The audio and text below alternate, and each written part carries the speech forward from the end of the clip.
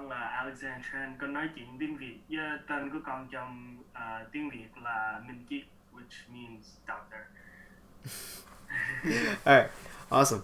So you grew up speaking Vietnamese. I think this is kind of because this is a redo of the interview. Uh, if you want to quickly just let everyone know what it was like to grow up speaking Vietnamese.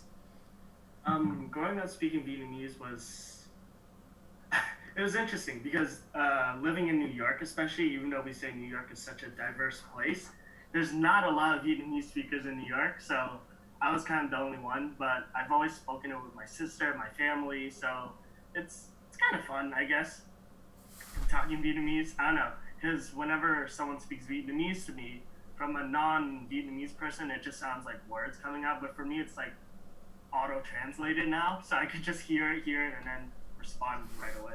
Mm-hmm.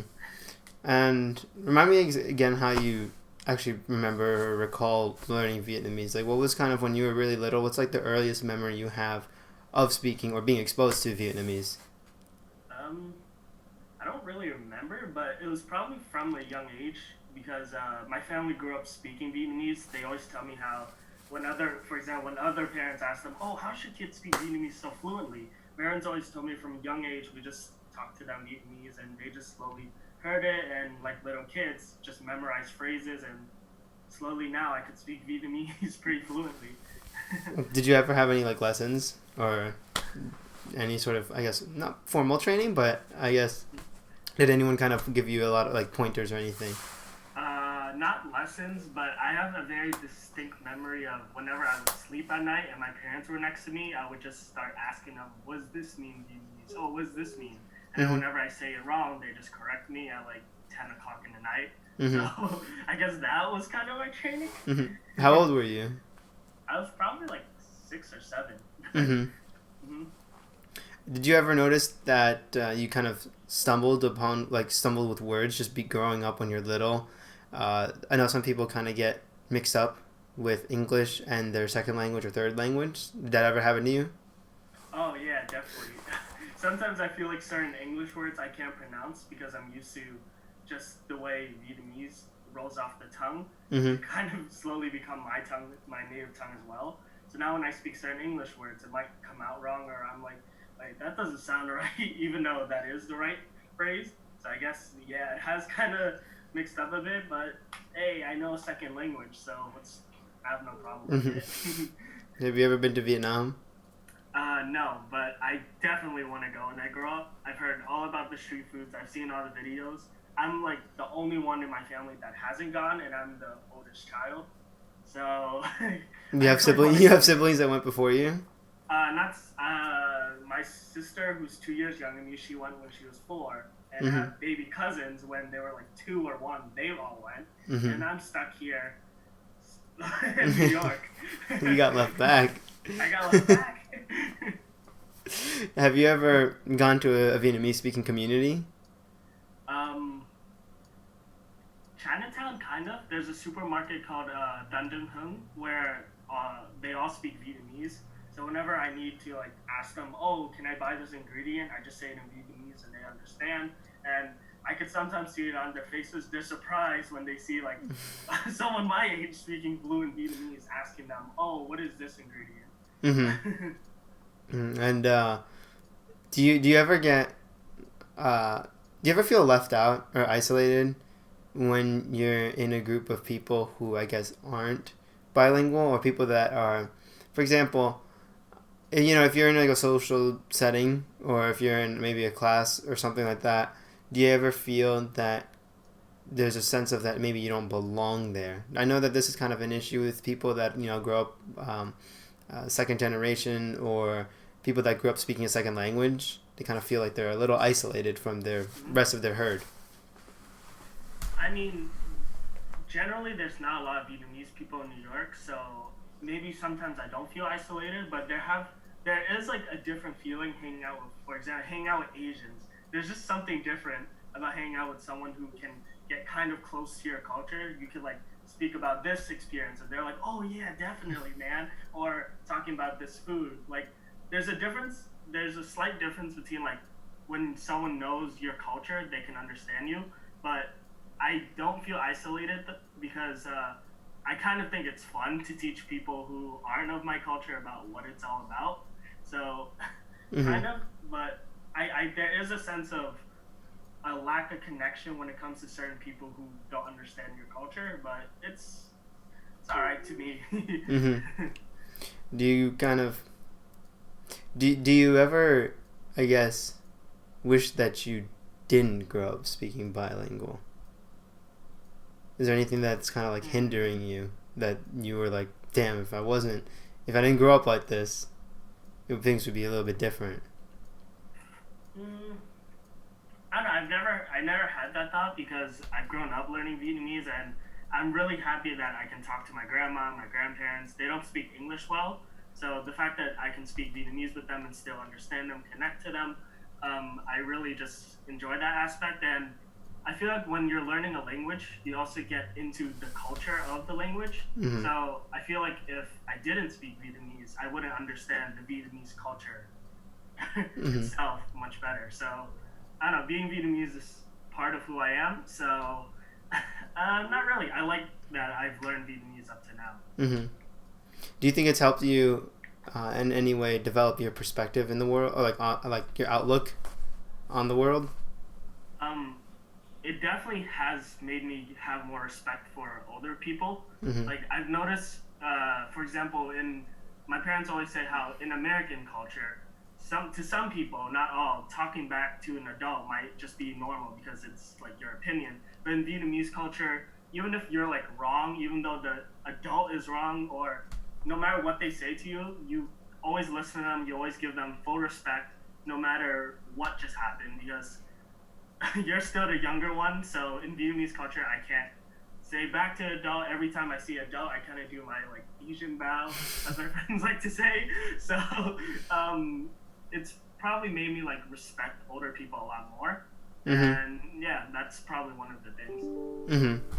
And I guess, do you ever do you notice that a lot of people, do you, I guess, notice or think that maybe you have a bit of an easier time seeing another person's point of view compared to maybe other people that you might know who only speak one language? Is that ever kind of like popped up in your head, or you've never noticed that? Mm, I don't think I ever noticed that, but maybe when someone shares also like their own culture behind them, Mm-hmm. you kind of understand their aspiration or their joy for being in their culture. So I guess that's maybe one thing, but I never noticed that type of perspective often. Mm-hmm. Hmm. And I'm trying to think, because when at least I was like kind of picking up various languages, especially the Asian languages, the the tonality or the different tones is incredibly difficult to learn. Yep. Did you ever struggle with that? Oh, definitely. Whenever my grandpa hears my Vietnamese, he's always like, oh, what's this kid's Americanized Vietnamese? Because my accent isn't exactly as strong as a lot of Vietnamese people are. And in Vietnamese culture, your accent kind of also, the way that, or the strength in your words kind of determines your feeling as well, even though the sentence might not express that. Mm-hmm. So that is, I've had struggled with saying certain words as well and expressing certain words, but that's just because I've grown up just hearing it, not really learning it like you would usually do with certain languages. Mm-hmm. Do you have any intentions to learn it more, or are you just kind of, are you happy with how you speak it at the moment? I mean, I've talked to my uncle before, and he doesn't want to learn how to read or write because it's kind of hard, especially with the weird letters and stuff like that. But I just like to be able to know that I can speak Vietnamese to an adult. If someone asks me a question, I can answer. And definitely the fact that when I go to a Vietnamese restaurant, I can show off that I can order this food in perfect Vietnamese. Mm-hmm. Did you ever learn another language after Vietnamese? um, Unless you count Spanish in school, Mm-hmm. but not really. Did you find it Um, easier to learn Spanish, or did you notice maybe it's a little bit more difficult, or what was your experience with that? I mean, learning, for some reason, it does feel kind of easier, even though my accent is not right with it. but it might also be the fact that I just have a good memory. Because short story, when I came to learning Spanish in school, I took Spanish 1, but that wasn't a Spanish teaching class, it was just a movie class. So going Spanish 2, I just spent time just memorizing a bunch of words, learning how a structure works, and I just kind of got into the hang of Spanish within like a couple months. Mm-hmm. So maybe because I learned a language that's easier, but it might also just be my memory. What did you do to learn Spanish, or what kind of, I guess, memorization techniques or any sort of strategy? What kind of strategy did you use when you were studying Spanish?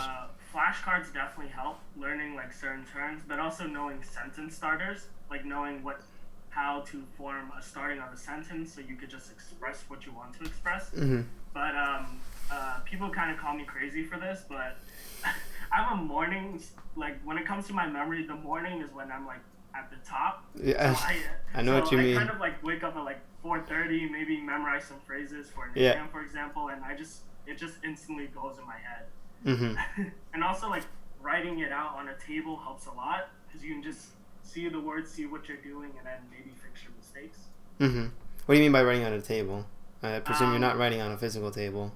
Oh no, I mean writing on. In my school, you kind of could write on the table and then just dry erase it off with a dry erase marker. Mm-hmm. And I just used to do that on the table because I don't know, or writing on a board. Ah. It's probably more reasonable. Mm-hmm. Writing on a board, your phrases, your stuff, it just helps a lot more, I Mm-hmm. guess. Do you listen to any audio when you study a second language or when you study Spanish? The audio kind of gets in the way. So when Uh-huh. I'm studying Spanish, I like it just nice and quiet, and I can just read off, learn this, learn that, and it's just much easier when it's quiet for me. Mm-hmm. Or audio, I meant like, do you listen to the language?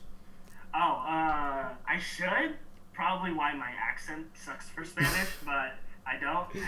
Uh-huh. Just because, I don't know, I just didn't think of that. Mm-hmm. And going back to Vietnamese, did you, or do you continue to kind of, you speak it at home still, right? Yeah. Yeah. So then, do you do anything else outside of the house? Like, have you read, I think you mentioned that you didn't really learn to read it that much, but have you listened to maybe the news or any sort of podcasts or music in Vietnamese, or has it ever, I guess, lingered into your day-to-day life aside from just speaking with your parents? Going to Chinatown sometimes, it's easier to order stuff in Vietnamese, or at a place where I've grown up learning that, like for example, roast pork, for example, I've learned in Vietnamese that's just to hail. So whenever I go to a place, I'm really hoping that they understand Vietnamese because I often forget what its English form.